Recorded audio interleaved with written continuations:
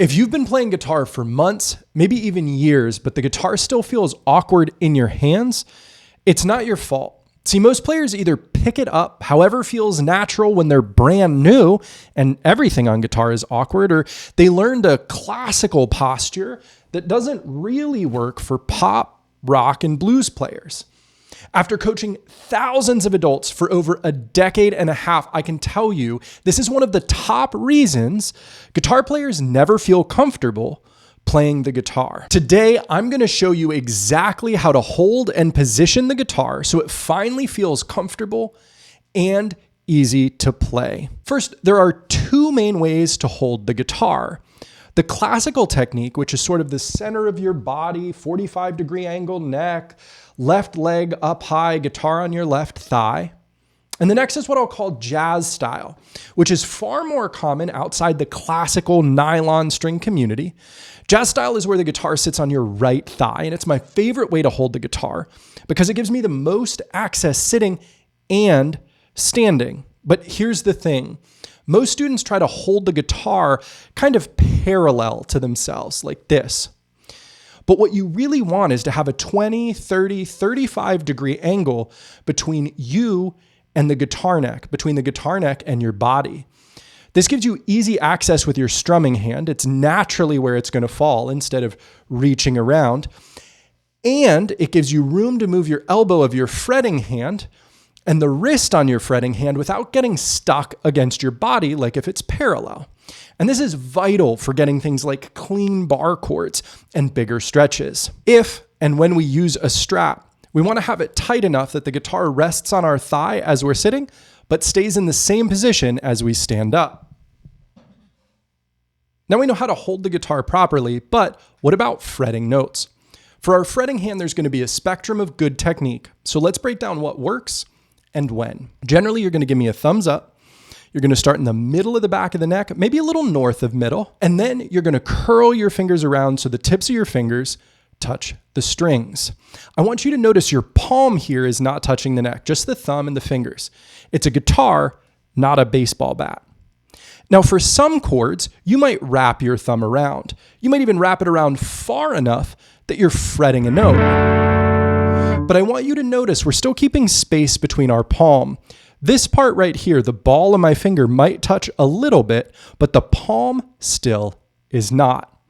And we always want to be on the tip tops of our fingers for most chords and licks. This is what's going to let us have the notes ring out clearly and let the strings next to your fretted notes ring out clearly. When I play the C chord, if I'm on the tip tops of my fingers, all the chords will ring out. But if I start to lay my hand flat, I'm going to get buzzier notes and muted strings. Now, sometimes we might want to mute other strings by laying a finger a little flatter or not so much on the tip intentionally so that the strings that we don't want to ring get muted by that finger. I'm going to give you an example also with the C chord. I might want to mute this sixth string, so if I strum all six, it actually ends up muted. I can do that by taking my ring finger and instead of being on the tip top, sliding a little bit north, so I'm a little bit more on the pad of the finger so that the tip top of this ring finger touches the low E or the thickest string.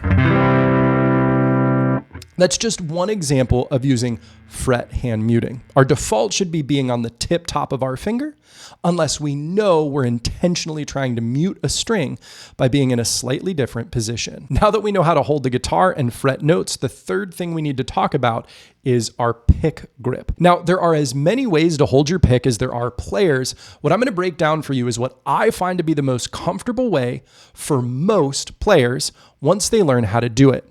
So my caveat here, my asterisk, is if you already have a way you hold your pick and it keeps it steady, it's not flying out of your fingers, and it's not turning side to side as you're trying to strum or pick, by all means, keep doing what you're doing. But if you're having any of those problems, give this a shot and see how it works for you. So you're going to start by giving me a thumbs up and then relaxing your fingers with your fretting hand. Then you want to take the pick with the point directly off to your left. So the point of the pick is pointed directly to the left. Then you just rest your thumb on the pick. and then you bring that to the guitar. Now your wrist should be flat or straight.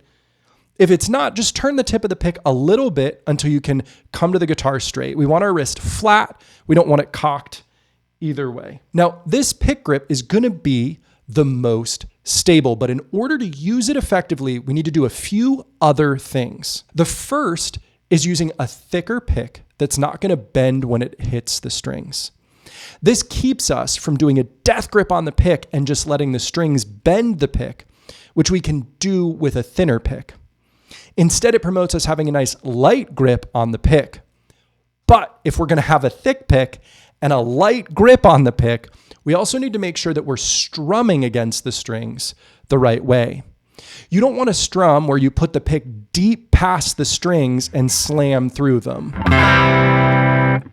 Instead, you want to imagine that the strings are a sheet of paper and your pick is a paintbrush, and you want to gently brush over the strings. This will allow you to have a loose grip with the thick pick and give you the most control over your tone and volume while you're strumming. And as a side benefit, you'll be even less likely to lose the pick or have it turn in your finger as you're using this technique. Now, if you want more help with strumming, you can get my free 3-day strumming challenge at school.com/guitar. Now that we've covered how to hold the guitar, how to fret notes, how to strum, my fourth tip is to always use a strap when you play. Now, I know you don't need one when you're sitting, but it helps with two major things. The first is the strap is controlling the guitar, so our hands and arms are free to move however we need to get the best positioning for the chords, the strumming, the notes we're playing. If we're not having to use our arms to control the guitar, it gives them so much more freedom. The second main reason is it keeps the guitar from falling. And I know you think you're not going to drop it, but I want to tell you a story. I was in my first ever real session in a recording studio. I was in college and there were two guitar players there, me and another guy. We'll call him Ken. Plus our guitar teacher was there. Now he's the one who got us the gig. He was there to support us, and he let this other guy, Ken, play his 60s Strat. It's basically a priceless instrument.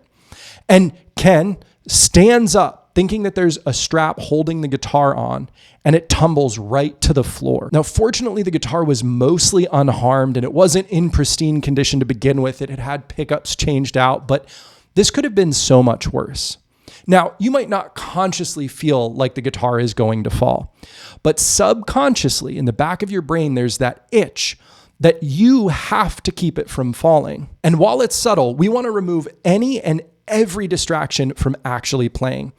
Anything that might cause us the slightest bit of tension, we want to get rid of. So you want the strap to be tight enough that the guitar rests against your thigh when you're sitting, but loose enough that when you stand up, it's not super high, just like I showed you at the beginning. Now we're moving on to the most important part of guitar technique, which is actually your mindset. If you're concerned with having perfect posture, perfect technique, playing perfectly, you're setting yourself up for failure.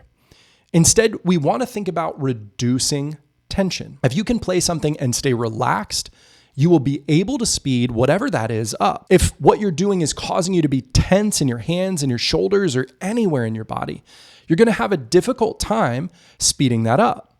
And as you apply it to learning songs, you're going to hit a ceiling. Now, everybody is different, which means everybody is going to have slightly different techniques.